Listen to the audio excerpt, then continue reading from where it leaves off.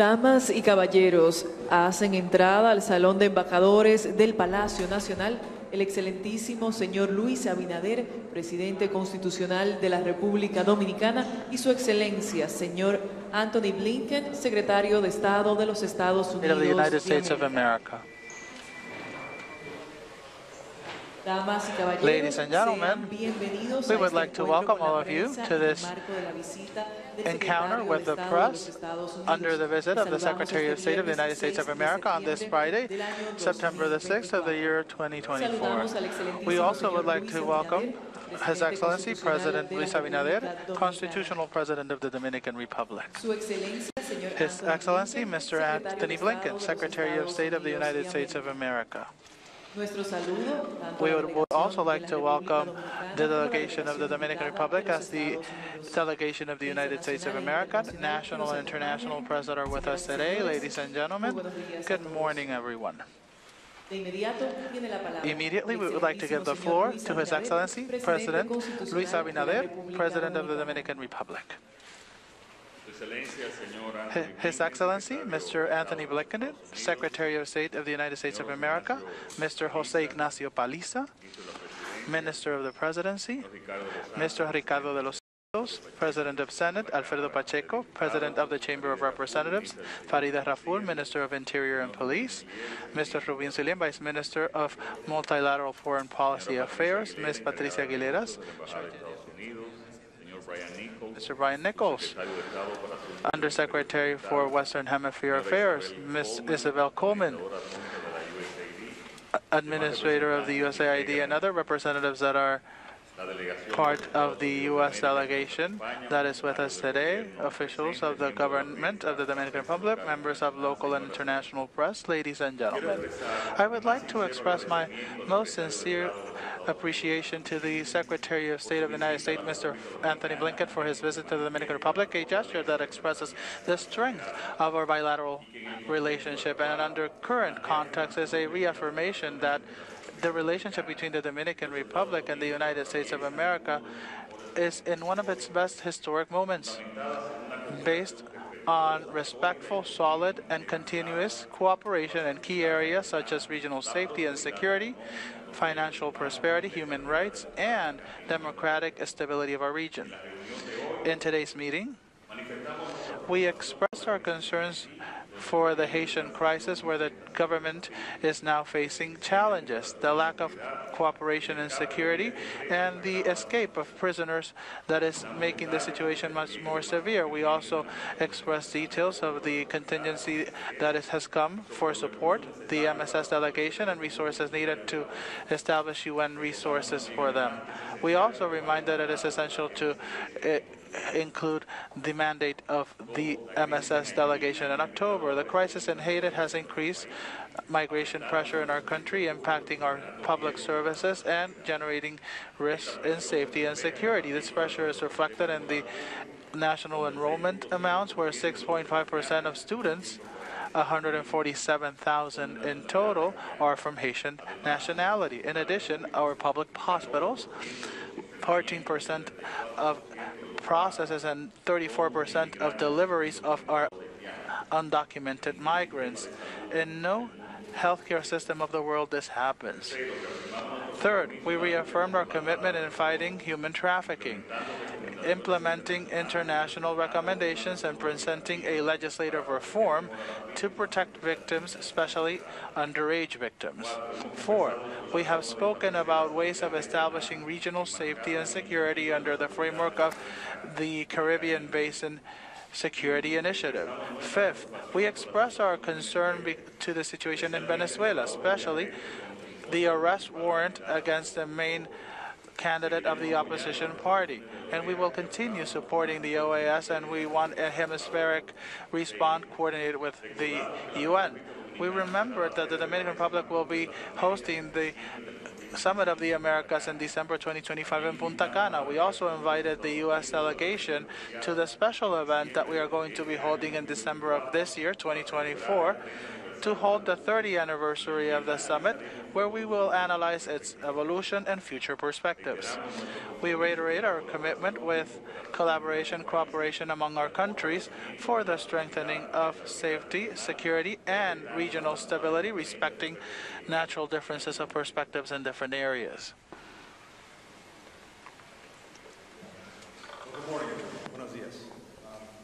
Mr. President, thank you for your warm hospitality, for your warm welcome, but mostly thank you for your leadership and partnership, something that the United States deeply values. Two of my colleagues were recently in Santo Domingo, the United States Energy Secretary, Jennifer Granholm, and the USAID Administrator, Samantha Power. This is just further evidence through these high-level engagements of the importance that the United States attaches to our partnership with the Dominican Republic, the importance that it has for both of our countries, the importance that it has for the region, and increasingly, the importance that it has for the world. And I'll have a few things to say about that in a minute. The Dominican Republic is already the largest Caribbean economy and one of the fastest growing in Latin America. Together, our two countries are driving further growth and expanding inclusive opportunity for people in both the Dominican Republic and the United States. Last month, we signed an open skies agreement that will enable more commercial flights between our countries, fueling trade, tourism, creating jobs. Later today, I'll meet a number of students and teachers, some of the tens of thousands of Dominicans the State Department has helped prepare for jobs in today's global economy, notably through English language training. We're building on this work by launching a new initiative between 3 U.S. and Dominican universities, which will provide Dominican college students cutting-edge skills to succeed in the semiconductor industry, making microchips that are the building blocks of the 21st century economy. I'm also announcing the first phase of a supply chain investment through USAID, an initial $3 million that will help the Dominican government improve its workforce training, build industrial parks, attract high-tech industries here to the Dominican Republic. This program will advance the priorities of our America's Partnership for Economic Prosperity. It brings together now a dozen countries to modernize economic relationships, strengthen worker and climate protections, and make our critical supply chains even more resilient. I thank the President for the Dominican Republic's leadership in this effort, particularly in promoting democracy, transparency, and the rule of law throughout the hemisphere that we share. As the President mentioned, we discussed the situation in Haiti, whose ongoing insecurity concerns not only the Haitian people, but also, of course, its neighbors here in the Dominican Republic and across the hemisphere. In Port-au-Prince yesterday, as we've had an opportunity to discuss, I reaffirmed the United States' commitment to the multinational security support mission, as well as to broader efforts to promote peace and prosperity in Haiti. Today, I thank the President for his vital work to mobilize the international community to do more for Haiti. This is a collective responsibility, one that's born out of shared values in trying to help people in need, but also shared interests, because the repercussions of what's happening in Haiti are felt well beyond Haiti. Our two countries are also collaborating closely through the Caribbean Basin Security Initiative. This is a bipartisan effort spanning multiple U.S. administrations, Republican and Democrat, to tackle transnational crime, combat drug trafficking, to make our citizens safer. Thanks in part to these efforts, Dominican authorities last year seized over 100 tons of illicit narcotics, from 2020 to 2023, 100 tons of illicit narcotics, more than in the previous decade and a half. Now, that shows two things. It shows the increasing success that our colleagues are having. It also shows the magnitude of the challenge. We're committed to working on this together to strengthen even more the important efforts we've already made. And here again, I applaud the leadership the President and the Dominican Republic are showing. Through the PAC 2030 partnership that Vice President Harris launched in 2022, the United States, the Dominican Republic, and members of the Caribbean community are also working to address the urgent challenge of climate change, improving climate-smart agriculture, investing together in green infrastructure, developing the necessary renewable technologies. We're also defending our shared democratic values. President Abinader has shown real leadership in undertaking important reforms, including combating corruption, strengthening an independent judiciary.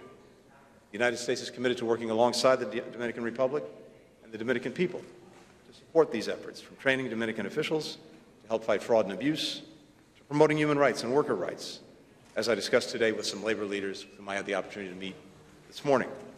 And we're grateful to the Dominican Republic for hosting the next Summit of the Americas, as the President said, to build an even more competitive, an even more sustainable, an even more democratic region. Mr. President, when you met with President Biden in the Oval Office just this past November, you said, and I quote, "The Dominican people are your friends. The Dominican people are your allies. The Dominican people are your partners."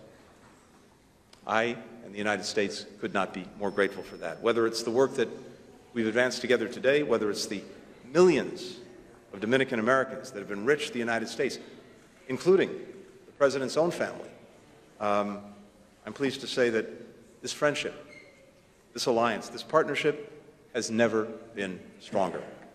Thank you very much. Muchas gracias. Concluidas las palabras de Su Excelencia, señor Antony Blinken, secretario de Estado de los Estados Unidos de América, abrimos una breve sesión de preguntas y respuestas.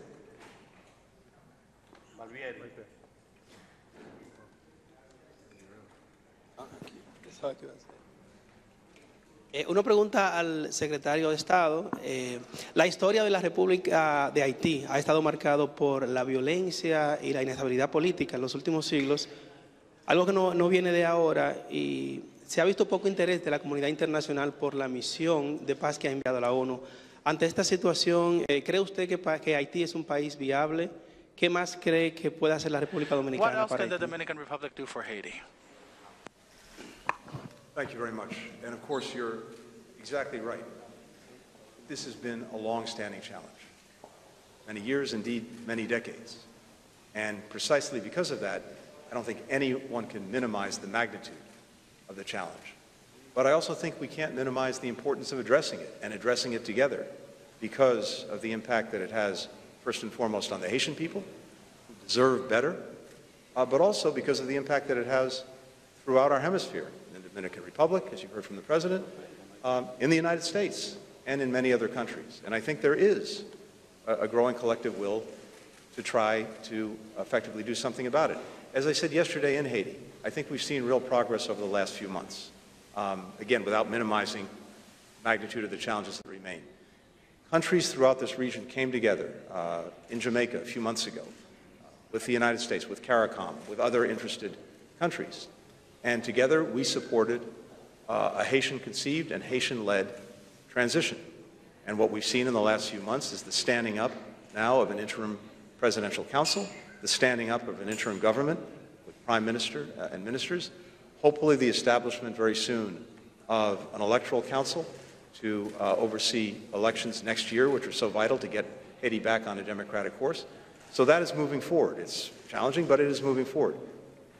At the same time, we have a commitment from countries quite literally around the world to help Haiti find security, to take security back from the gangs, and to put it in the hands of the state and of the Haitian people. And again, just in the space of a few short months now, we have the deployment of the Kenyan contingent, and I again want to thank President Ruto and Kenya for standing up. We now have about 383, I think, as of yesterday, Kenyans working to support the work of the Haitian National Police. We have a number of other countries in the region and beyond, from Jamaica to El Salvador, to Canada, to countries outside of the hemisphere, all of whom are standing up with financial resources, personnel, equipment for this mission. The mandate of the mission needs to be renewed. This is something that we're taking up in New York because it will expire in October. And we'll all be together at the United Nations General Assembly, and I will bring together ministers from many concerned countries to sustain and build on our support.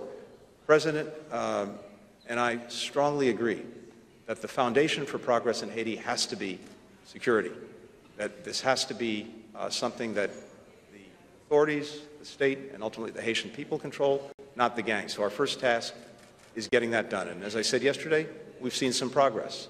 The reopening of the airport, the renewal of flights, the retaking of the main hospital in Port-au-Prince, the beginning of openings of some critical roads, starting to see people come back and go out in their neighborhoods, starting to see people who have greater confidence in sending their kids to school or going out to try to find groceries. It's starting, but it has to be sustained and it has to be built. Finally, I think we also recognize that we all have to do our part in trying to create economic opportunity for the Haitian people, because security is the foundation, but people also need to know that they can put food on the table, they can provide for their families at home in Haiti. We have a program that extends over a decade to try to help build Haitian capacity. We have laws on our books that will drive investment in Haiti, particularly in the apparel sector, which is so critical to the Haitian economy, that we need to renew. So the United States has a responsibility there. And then I hope working together in the hemisphere, we can find more ways to create opportunities for Haitians. But I again want to thank the President for everything that he's done, both to contribute to the multilateral security support mission and to rally other countries in support of the mandate, and we'll be working together at the United Nations to make sure it gets renewed. Thank you. Sí, esta pregunta es para ambos, para el secretario Blinken y el presidente Abinader. Bueno, usted, secretario Blinken, ha pedido un camino hacia la normalización de las relaciones entre Haití y República Dominicana, atendiendo a las dificultades que hay con la implementación, por ejemplo, del acuerdo de cielos abiertos, las tensiones fronterizas, incluso el sentimiento haitiano en algunos sectores de la sociedad dominicana. ¿Cómo se puede avanzar? ¿Cómo cree ustedes que puede avanzar ese camino hacia la normalización? Y si me permite una segunda parte de la pregunta, ¿se han podido hablar de second question, have you been able to speak of cooperation in sanctions to Venezuela and what has happened recently with the 2 aircrafts that were seized here? Thank you. Yes, we spoke about Haiti and also the challenges that we have ahead. And our idea is to try to normalize, if possible, relationships, but always respecting and caring for the Dominican Republic's safety and security. Our priority as a government is the safety and security of Dominican people, and they've had a situation where they have been impacted in their safety and security, and thus we've been empathic. And from our speech in the United Nations in September 2021, we have been alerting this for 3 years, and thanks to the effort of the United States, we now have this peacekeeping force in Haiti. In the sense that they can continue moving forward with their domestic safety and security, we will continue moving forward in normalizing our relationship, such as opening our air for flights, and that's something that we discussed during our meeting.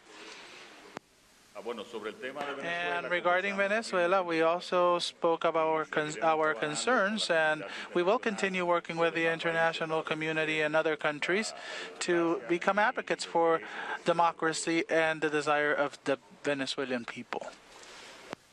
And I would simply add, I agree with everything the President said. I think that, of course, it's very challenging and complicated in terms of Haiti. These are long-standing issues, long-standing history, as your colleague alluded to, and very deep-rooted problems.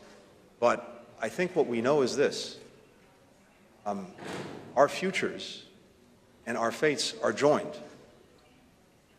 DR, Haiti, the United States, other countries in our hemisphere. And so what happens in Haiti is, I think, first and foremost, a matter of human interest and human necessity, because people are suffering so much and we all want to help. But as I said, it also has consequences, repercussions for countries throughout the hemisphere, starting here in the Dominican Republic, but also the United States. And so we have a strong interest in trying to help Haiti succeed. And we're working on that together. We're committed, both of us, to making sure that the support is there to help Haitians build security, take it away from the gangs, and we'll work on ways as well to help create greater opportunity for the Haitian people. And of course, to make sure that people are treated humanely throughout our hemisphere. So all of that's very important, and I think it's an important shared agenda. But said, there's a lot of history here, and we recognize that and appreciate that. I think that the United States can and will continue to play a helpful role in working through any of the challenges and any of the problems, as will some of the organizations in the hemisphere that we share. With regard to Venezuela, as the President said, yes, we also discussed this. And I would just say a few things. We are deeply concerned about the trajectory in Venezuela in the wake of elections where the will of the Venezuelan people could not have been more clear. But unfortunately, that will and their votes were not reflected in what has happened since. Getting Venezuela on a clear democratic trajectory is vital, and it's vital first and foremost for the Venezuelan people. But here again, I think you've seen countries throughout the hemisphere and well beyond express their deep concern for the situation in Venezuela. And we're working very closely together, both with regional organizations, but as well with the Dominican Republic, Brazil, Colombia, Mexico, other concerned countries, who know, again, that the future in Venezuela also affects them. And there's a determination to see Venezuela return clearly to a democratic track that reflects the will of the Venezuelan people. With regard to the plane seizures, we've been very clear. We'll implement our sanctions, and if we find violations of them, we will act. That's what we did, and that's what we'll continue to do.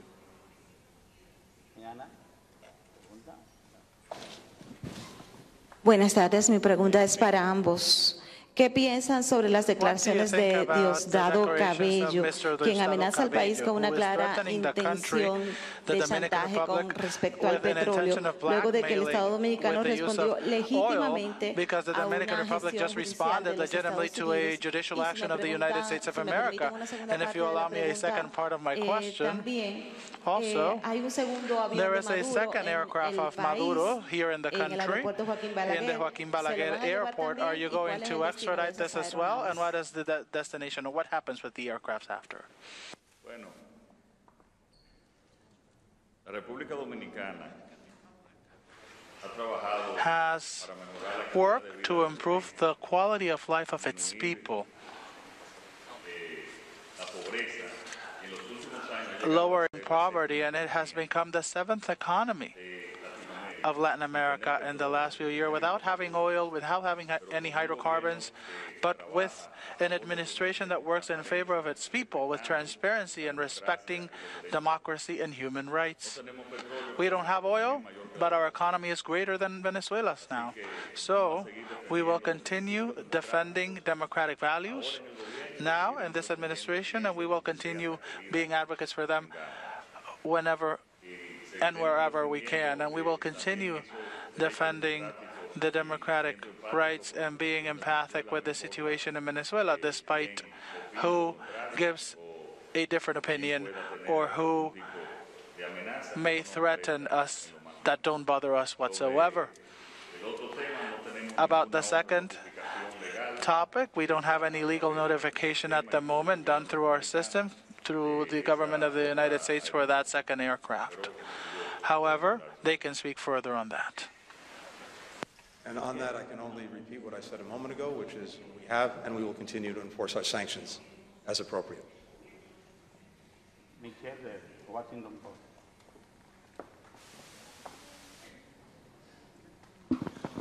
Thanks so much. Michael Birnbaum from the Washington Post.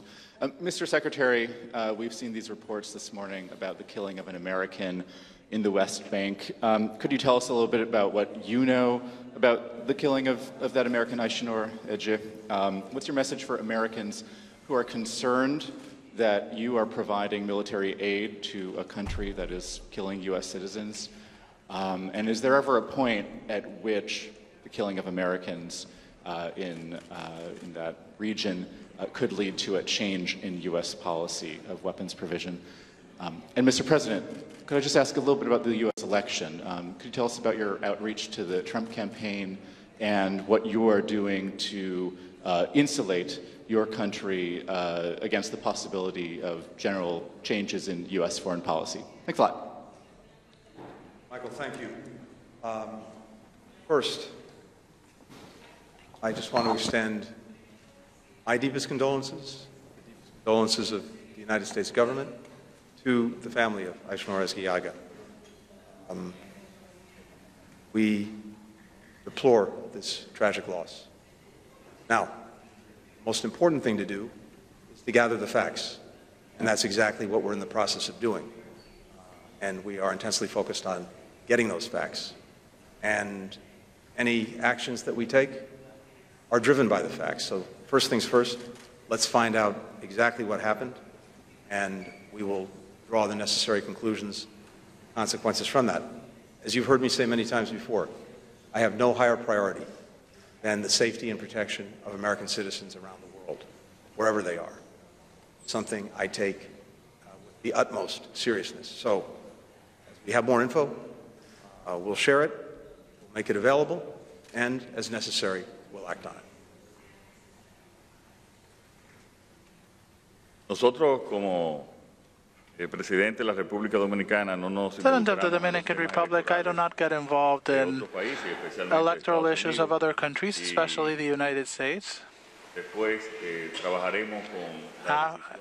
Further on, we will work with the decision of the United States and with their government, as we've worked with them in other occasions. Terminada esta sesión de preguntas y respuestas, damos por concluido este encuentro con la prensa. Muchísimas gracias a todos por su tiempo. Muy buenas tardes. Thank you everybody for their time and have a great afternoon. Thank you.